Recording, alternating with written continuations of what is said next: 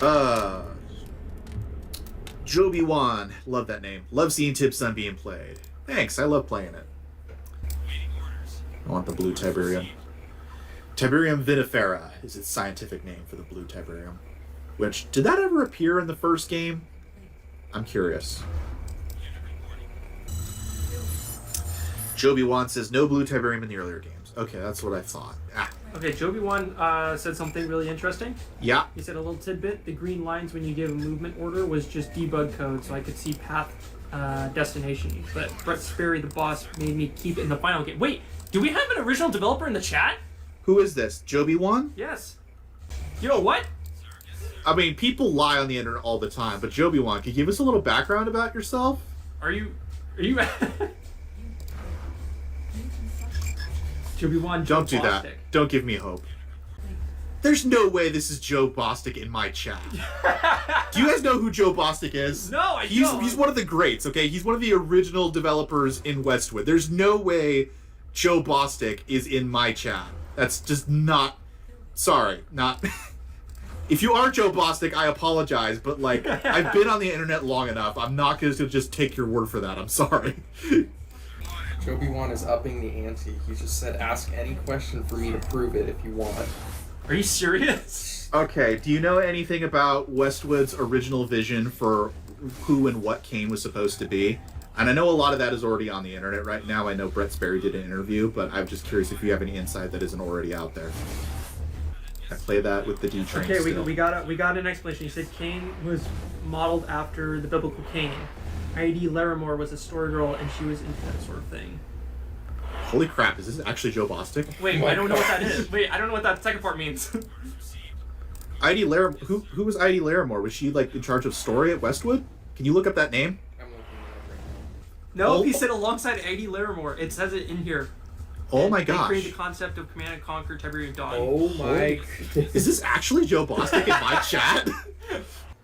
Also, what was up with the artillery in Tiberian Sun just being completely broken? Did you guys know that in testing, or did you not realize how drastic that was going to be? Because I realized you fixed it in Firestorm. Balance is not my focus. I was the lead game programmer. Take up balance with the QA department. Lol. I mean, from what I understand, you guys were kind of rushed in getting this game out the door by EA. Is that correct? Because I think I heard that you guys were planning on making the Forgotten a full faction at some point. There was never enough time to make the games. Red Alert was crazy fast development, 9 months. I aged 5 years in that time.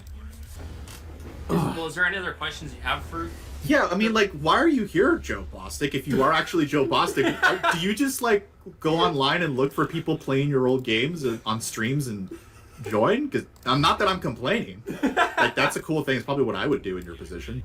Just chilling out on YouTube and saw your live stream. Great to see my games being played, though I would jump in and check out... Thought I would jump in and check out your playing. Okay, ShockCombo said something. He said, well, Joe, if it really is you, thank you. Tib Dawn and TibSun inspired me as a kid, too, to want to go into being a game dev. Yeah, honestly... Oh, wait, ShockCombo got to work on Tempest Rising as well? Whoa, ShockCombo. We got a Tempest Rising dev in the chat? Verify that, ShockCombo, if that's true. I mean, there's no reason why he would lie about something like that. There's tons of reasons people would lie on the internet. They're all Okay, psychopaths. Fair enough. Let's build some more Titans. Jimmy1 says, I don't remember the Rocketeer being frantic. All development was frantic in a way. I guess one of my main questions is, I don't know if you ever worked on Renegade at all, or knew anything about the story of that, but there's a part where you can see the tomb of Abel, and Kane mentions that this is the site of the original Temple of Brotherhood of Nod, and this is the source of their power. Is Kane referring to his curse from God to be immortal? Is that because he killed Abel? Is he saying that's the source of Nod's power? Yeah. Joby1 says, I didn't work on Renegade. That team was down the hall. I'm not sure about the cutscenes on Renegade, but you are probably right. I know a lot of you Westwood guys were still with EALA for a while, and then eventually, I think by the time of Tiberian Wars, most of you guys were gone. Is that true? EA tried to move the team to LA. I and several others said, no way, we're staying in Las Vegas. A few moved to EALA studios, not me, though. Okay. Okay, ShockCombo said he can prove it. He said in a slightly sad way, but I'd rather just hear Joe talk about C&C. Thank you for these games so much. No, ShockCombo, feel free to prove it if you want to. I don't. It's a lot easier for me to believe that a Tempest Rising dev is in here than Joe Bostic himself. So, like, I'm not stuck on you having to prove your merits. There was some rumblings that GDI, and particularly General Alan Sheppard in Tiberian Dawn, was meant to be like the antithesis to Kane, as sort of like the Abel because his name was Sheppard. Is that just fan speculation? Or I heard Joku Kan said that might have been something. Is that actually something you guys had planned out and was going to reveal at some point, or was that dropped at some point in development? One says, I don't think there was a GDI counterpart to Kane. Kane was and is always unique with no particular balance on the GDI side. Okay, so that might have just been speculation by Joku Kan. I guess my other question, though, is I noticed in Tiberian Dawn, a lot of the stuff that happened in Tiberian Dawn seemed to be, you guys, from very early on, were kind of envisioning a world like Tiberian Sun, because you have things like Dr. Mobius saying, oh, this is going to be an existential threat to humanity. We're starting to see the Veinhole monsters in cutscenes. There's Tiberian poisoning happening. You have that one cutscene where it mentions that millions of people have already died or fallen ill to Tiberian poisoning. And I'm just wondering, was that always something early on that you were just kind of limited by the tech of, like, we always wanted it to eventually become the hellscape that we see in Tiberian Sun and Firestorm, even as far back as Firestorm? I'm sorry, as far back as Tiberian Dawn. Case. Joe Bostic says, regarding story, we are just making it up as we went along, as you might expect. Dystopian progression is kind of implied with Tiberian. Gotcha. Well, I'm curious, does Joe Bostic, does he still work at Petroglyph, or? I think he does, right? Joe Bostic, you still work at Petroglyph? I'm a co-owner of Petroglyph along with Steve Tail and Mike Legg. Oh, interesting. And if that's the case, then I'm curious if EA is lying, or wherever it came from, regarding the possible remaster for Tiberian Sun and or RA2, because they claim that the source code was lost. I'm just wondering if that, I don't know. That's a good point. Yeah, I don't know if you would know that, Joe Bostic, but there have been rumors. It's not even EA claimed. It's just a rumor that the community has kind of latched on that the source code for Tiberian Sun and Red Alert 2 has been lost. So I wonder if is that true, or is that just something the community latched onto and there's no basis for that? Joe Bostic says, regarding the source code, that can be difficult to find. We are not allowed to keep copies of the old source code, but it might show up magically if necessary, wink wink. What the heck does that mean? Does that mean basically it's not actually lost? Well, I think what he's saying is, like, we're Petroglyph, we're not EA, we're not Westwood. Right. We wouldn't have access to that, even if it was still around. But I guess maybe what he's saying is that, like, if we were tasked with making the second remastered volume, things could be done to get it back.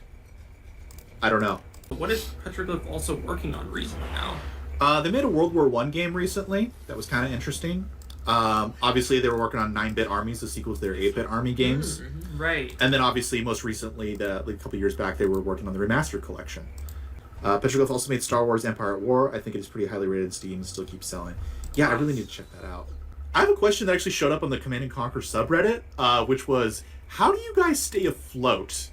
Are your games honestly, like, successful enough that you're able to, like, stay afloat? Like, you just have low margins, you don't spend a lot? Okay, Joe Bostic said, Petroglyph is very small and lean, so we don't need constant big budget projects to stay around. That's very smart. Yeah. Joey One says, Tempest Rising looks really good. I'm impressed. Good job on that game. Oh, wow. Hey, if Joe Bostic, that's a huge compliment, guy. That's crazy. ShockCombo is probably blushing his cheeks off. Shocking his combos right now. Anyway, never say that again. ShockCombo says, thanks. Pretty convinced it's you after the aging comment RA. I can actually die happy now. Is there anything that didn't make it into Tiberian Sun that you're kind of regretful and wish that you had more time to flesh out, or wish you had more time to add, either in Tiberian Sun or in Firestorm? Joby1 says, I can't think of any favorite cut content for TibSun, but in hindsight, I wish we had made the game in 3D rather than voxels. It would make remastering TibSun much easier. Also, ShockCombo said remaster confirmed. Lol. No, he keeps mentioning that. I'm just trying not to press him on that, because I imagine if that is true, he's not allowed to talk about it. Yeah. Or he's just messing with us. Which, you know, I'll take all the copium I can get as a C&C fan. We barely get anything. Like, the Remaster Collection sold well, right? Like, are you allowed to tell us that? Like, it wasn't a failure by any means, right? Joe Bostic says, Remaster Collection sold well, but I don't have the exact numbers in my head. Speaking of toys, I have a Kane bobblehead toy and even some RA plastic model kits. We got some prototype stuff. Nice. Ooh. What does RA stand for? Red Alert. Red Alert, okay. Get back on. Oh, that's a good question from Chase Baker. Yeah. What do you say? To Joe Bostic. He said, can you talk about TibSun's terrain deformation system? It is my favorite, most annoying environmental system, which does not have an equal in any other RTS I have played. He said the terrain deformation was my idea. Oh! I'm not sure if I regret it or not. It was cool, but quite a headache to code. It says something that no one else did. That's pretty cool. Yeah, that was one of my favorite things as a kid. Also, like, the Subterranean stuff. Whose idea was that? Like, the Subterranean vehicles and the amphibious stuff. That's something I've never seen in any other RTS games since. Yeah. I don't know why nobody's... Is it a similar thing where the Subterranean stuff is just too difficult to deal with? Yeah, Joe Bostic says, the Subterranean units was the idea of Eric Yeo. Not that hard to code them, since pathfinding was just a straight line, pathing around blockages. Huh. Alicia Earl said, I'm questioning how someone from most likely the 90s made such a jam-packed game considering its age. Tech beyond its time, besides the HD and the graphics. Yeah, I feel like that's really all that's kind of... Dude, the guys at Westwood were wizards. Yeah.